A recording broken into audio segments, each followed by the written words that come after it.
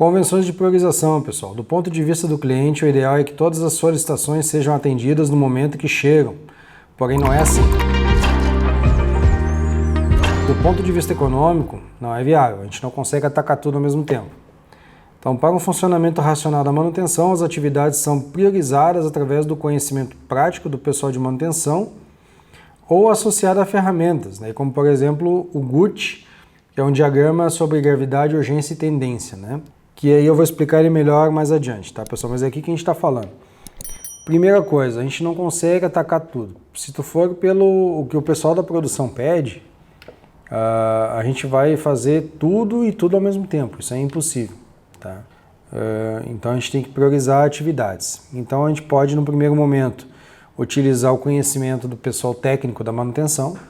Então o pessoal já sabe qual é o equipamento que é prioritário, qual que vai gerar maior impacto na produção, quais as ordens que são mais relacionadas à segurança do pessoal. Então, esse conhecimento serve para a gente poder priorizar as atividades. Aliado a isso, ou quando a gente não tiver isso, a gente tem ferramentas, né, de gestão que são utilizadas para isso, como, por exemplo, o GUT que eu acabei de mencionar. Falando ainda nas convenções de priorização, né, para controle do tempo de espera dos clientes, a manutenção possui indicadores, que o tamanho da carteira de pendências como exemplo do backlog, tá? Que é a razão entre o HH de ordens pendentes sobre o HH disponível da mão de obra da manutenção, né? Ou seja, o tempo que a equipe de manutenção levaria para realizar todas as pendências com toda a força de trabalho sem parar. E pensando também que não vai entrar mais atividades, né? A gente tem que trabalhar para calcular o backlog com a carteira atual, né? Seria congelar a foto do momento e dividir pelo meu HH. Então, sistemas numéricos simples, pessoal. Os sistemas de priorização que utilizam números consistem em determinar a importância das tarefas com uma escala que pode variar de 1 a 3 ou 1 a 4, correspondendo às maiores prioridades, os números mais baixos, né? E, por exemplo, eu deixei uma tabelinha embaixo, vocês podem usar ela como material de apoio, né, quando for necessário isso. Então, você tem ali como um nível de priorização 1, uma pendência que pode trazer risco à integridade humana, então você bota como prioridade 1 atividades de segurança, e aí ela passa por riscos à integridade patrimonial, impede produção, se oferecer riscos, enfim, até uma avaliação de pendência número 5, que pode ser uma pendência sem urgência ou ser uma melhoria ou uma adaptação, tá? São serviços sem maiores urgências. A gente pode usar sistema alfanuméricos, né? Que é um sistema em que os números são associados às letras para dar prioridades diferentes dentro do mesmo número. Então, por exemplo, ali, letras indicando o nível de interferência da produção. Então, I quer dizer que interfere integralmente, P parcialmente e N não interfere, né? Então, seguindo o conceito daquela tabela de antes, a gente pode pegar ali itens como pendência que pode trazer risco à integridade humana e interfere integralmente a produção. Então é o item mais importante, é o 1I, né? E, por exemplo, a pendência que pode trazer risco à integridade humana e interfere parcialmente, então é o 1P.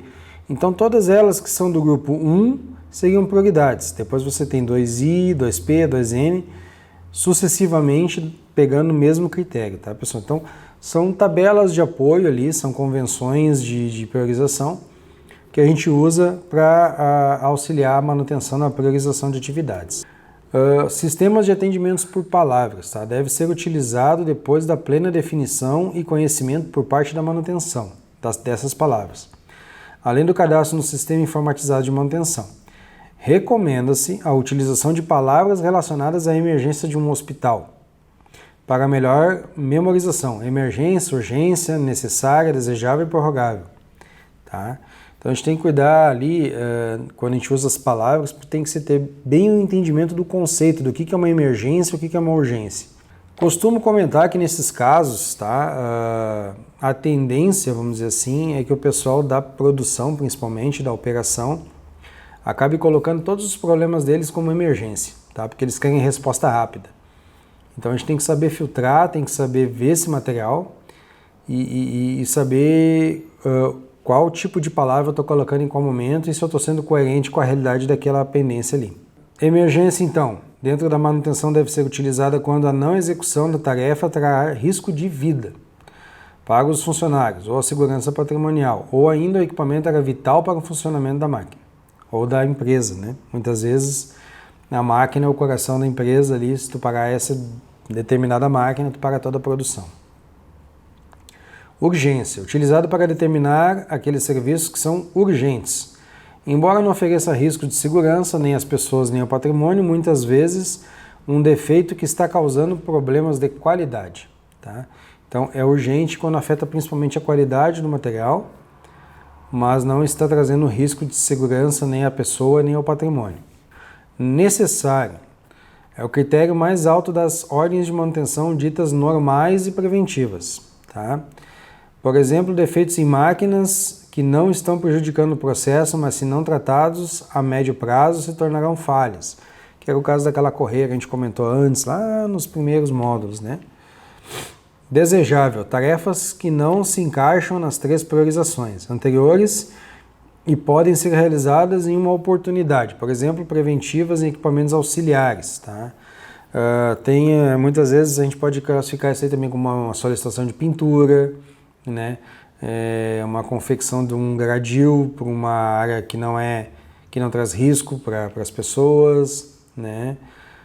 Preventivos em equipamentos que eles são periféricos, eles não são essenciais do sistema de produção, né? São equipamentos que ajudam, mas não são essenciais, então são atividades desejáveis, né? E prorrogável são serviços que podem ser realizados ou não sem oferecer influências para a fábrica.